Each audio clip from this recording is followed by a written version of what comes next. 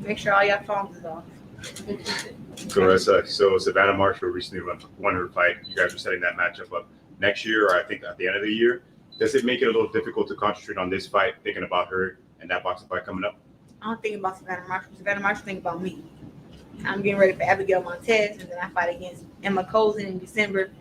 And if Savannah Marshall wins in December, we can possibly have a fight. But I don't think about Savannah Marshall. I got way more belts than her. How are you feeling as you get closer to your second pro fight here in MMA? I feel really good, actually. I had a great weight cut. I had a great camp, and I learned a lot. So I'm just ready to show everybody that I'm better than my last fight. Yeah.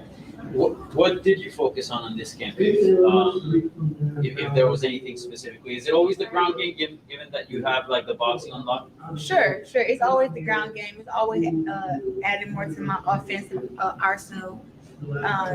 It's not just defensive ground game stuff, but also offensive ground game stuff. And then also too, like, first things first, we gotta fix the mistakes that happened in the first fight. So of course that was what the first 2 weeks of training camp was about. Seeing why I had such a hard time. Even though Brittany was a brown belt, and if she wasn't able to keep me on the ground, it would have been a problem. But it's like she's a brown belt, but it still was like it was the small details we had to fill in on how to get up and other get-ups, and just more get-ups and more things I could do to get off the ground quicker, how I can have a better IQ on knowing when they're going for the takedown and things of that nature. So we fixed that first before we actually started getting ready for Abigail. How much more knowledgeable are you today when it comes down to the grappling compared to when you stepped into the cage for your first time? It's hard to rate that. I just know that I'm more knowledgeable. I don't know how much. Are you happy with the progress you've made on the ground? I was live rolling in jiu-jitsu last week, and somebody was like, "Oh, look like you're a blue belt." And I was like, "What the hell? No, not a blue belt. It takes 3 years to get there, so don't do that." But I know I'm definitely learning to where I understand it and I know what I'm doing. Yeah. And then you had mentioned the weight cut. How much do you have to cut to make 155? Not much, 5 pounds. Okay. Yeah, I'm always in shape. I fought 168 in boxing, 160. Last fight was at 154 for the Undisputed Championship, so my weight actually fluctuates ups and down. I think I can go to 147 actually in boxing, but until they cut the check, you ain't gonna see me at 147. What's the check for 147? What would that have to be? I don't know if y'all noticed or not, but I got a nice hips and a pretty nice butt, so my butt would have to get a lot smaller, and I don't like that. So at least about $1 million, just to do that, just to make the weight. Not a fight they can discuss, but it ain't just $1 million flat out period just to lose the weight and lose my shape, because I already don't have no chest. So losing my butt, I'm like a dude. So no, like we're gonna keep the shape, we're gonna keep the size. If they want me to go to 147, pay me for that, because at least if my butt go, I can maybe get a new one. Exactly, that stuff costs money. For real. All right, you have a boxing match next month. How have you been able to balance training MMA and then ready for your boxing match in a month or so? I focus strictly on my MMA fights. And then when I get ready for boxing, which I can do in my sleep, it takes me about 4 weeks to get back in the routine of that. But weight has always been like one of the biggest problems. But the next fight is at 160. This fight is at 155. So I don't have to worry much about weight. So I just have to get in the gym, look at the girl, do the game plan, and we just go from there. But it's not hard balancing both of them. What does it say for you that you actually made the leap? And there's so many MMA stars, Amanda Nunes, Chris Cyborg, they say they will make the leap to boxing. You've actually done it from boxing to MMA. What does that say of you that they haven't done it that you have? It just shows that I'm the wolf, that's all. And that I believe in my skills. Like, people were saying that, Amanda Nunes and Chris Cyborg and maybe a few other girls have better hands than me. That's what they were saying. But I know for a fact that I have the best hands in boxing. Those girls will not ever come over. I believe Chris Cyborg may go over to boxing.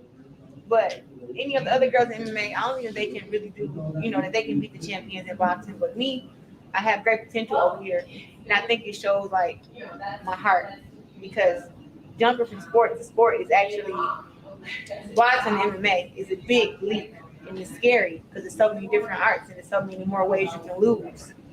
But in boxing, you just have to worry about the hands. So I mean, it's easier. I think girls going to MMA going to boxing, but going to boxing and MMA is way harder. How do you think Cyber would do in the third boxing match? Depending on what you fight against. I think she beat Cecilia Bráchez. I think she can give a lot of girls at 140, 147. I even say 54, probably. Yeah, because Chris, I've worked a box. Me and her sparred before. Thursday. One thing that in MMA is, while it's still growing in itself, one of the fields that hasn't been a lot is seeing a lot of African American women in the sport.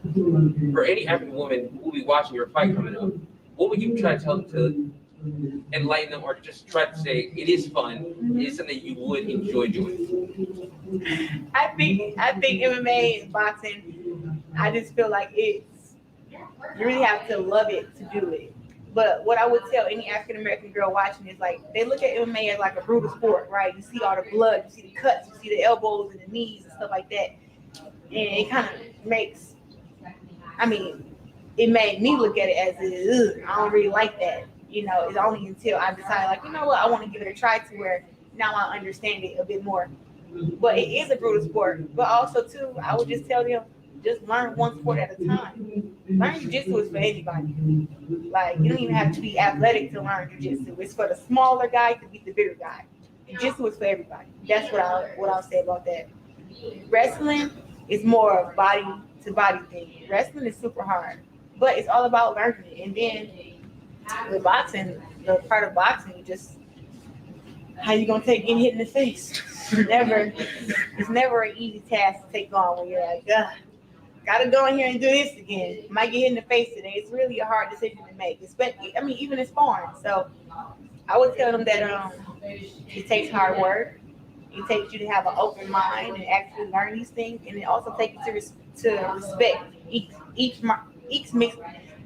mixed martial art. You have to respect each one in order to be successful in MMA. First, you just mentioned kind of the violent aspects of MMA right there. I'm curious, have any bare knuckle promotions ever approached you just reaching out? I think they did, but I have a problem with that. It's a lot of deaths in boxing recently, and I feel like the rules are put in place with the gloves for our protection. Going bare knuckle to me is actually like it's cruelty to me. Yeah, because in boxing, all you can do is get hit with the hands, and mostly where everybody's aiming at is the head. Like, yeah, you go to the body, you have some great body punches, but it's all to the head, and you're getting hit with somebody bare knuckles. And you're hitting them in the head, and they're hitting you in the head. I think it's just not fair to the fighters. Like I would do it because I have such great hands, but I just think it just cuts and head trauma and stuff would become more of a bigger issue, and they put the gloves in place for the boxer's protection, and I'm all about the boxer's protection. Claressa, earlier this year, you talked with Scoop B about how one thing that bothered you was that women in boxing don't get the respect that they should, and in MMA, women are practically, put on a completely different level. Why do you think that is? Why do you think that women athletes who, you work just as hard as any other woman does, if not more? Why does a woman boxer not get the same respect as a woman in MMA does? Because the men who are in charge of boxing don't make those decisions. All they have to do is cut the check, and they make the decision who's main event or who they think is worthy. They don't feel like female fighters are worthy. And I don't know why. I think that I've proven myself over and over and over again. And I never fought pay-per-view on Showtime. I fought the main event, and I've sold out arenas. But Jake Paul have 1 million subscribers, and he can fucking go fight on Showtime pay-per-view. And ain't got not one Olympic gold medal, no amateur background, no nothing. So it's like, what do I have to do being a 12-time world champ, 2-time Olympic gold medalist, decorated amateur background, 77 wins and 1 loss? What else can I do? It's like they don't want to see our worth and give us those opportunities unless they're giving it to us beneath a man. And I'm not doing that. Well, I'm not doing it under Jake Paul. Do you think that'll ever change? I mean, does that turn you off a little bit from the sport of boxing? That, man, if you can't Yeah, that's a good question. Have you ever thought about being a promoter or getting into the promotion part of it? Back to that question that you said, if I skip that, I don't know what it would take, honestly. If not me, then who? I was able to break that barrier fighting on Showtime and then fighting on TV and premium cable. I was able to do that. I was able to break the thing of a woman not ever being paid over 50K, 100K. I fought for 350K, which is my high right now.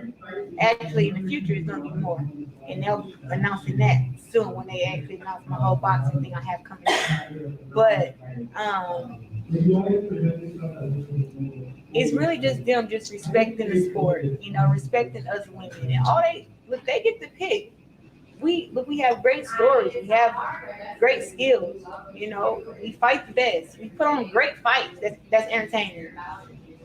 They're just looking at us and they're like, oh yeah, they bring some value, but they don't see us as being valuable as their other top guys. And they don't want to give us opportunities to get built up either. So I don't know what boxing is going to do, but I'm happy that I'm a part of the fight with women's boxing equality, and hopefully they don't see it as them being attacked, but they actually open their eyes and realize, like, look, 100 equals 100. Whatever you do for the men, you do for the women. It's simple. It's not rocket science, but to them, it just, I don't know. I ain't even frustrate myself. Next question. I asked you if you were ever considered being a promoter going to promote the side. That's something that would I'm 26. I'm focusing on my career right now. I do want to sign some fighters and start fighting in Michigan, but it's a hard business to understand. I had to learn more about it. All right, so last time you went viral by saying you could beat up Jake Paul. People were surprised by that for whatever reason. What's your reaction to people being surprised by that? Please. That's my reaction to that. Like, listen, I don't know what I do. I don't know what world people live in to where they think a man who has not been to the Olympics, right? A man who has not fought professional. Like, there are a lot of women in boxing that can beat up men, especially a regular old Joe like Jake Paul. Like, come on, it don't even make sense what they be talking about. If I was to spar Jake, which I know is too much to actually get a fight with him because that would be too embarrassing, right? But if we were to spar, I could use one hand, my jab. I don't even have to use the banger. I use my jab, and I could out jab, out hook, and uppercut him, and embarrass him. That's how skilled I am. It's not a shot at Jake Paul like, oh, you're trash. It's like, you're not as great. You're not as great of a boxer as me. And if you are, go to the Olympics, medal, go. Because I sparred against those guys too, who are Olympic silver medalists, gold medalists. I sparred against all of them. Jake Paul couldn't grace the ring with those guys because they would destroy him just like I would. It's not disrespect to him. It's just like, look, I'm a skilled boxer. Respect it, know it. Just because I'm a woman, don't get the tripping now. Like, this is real life stuff. I box for real. I'm not a play fighter. I box for real.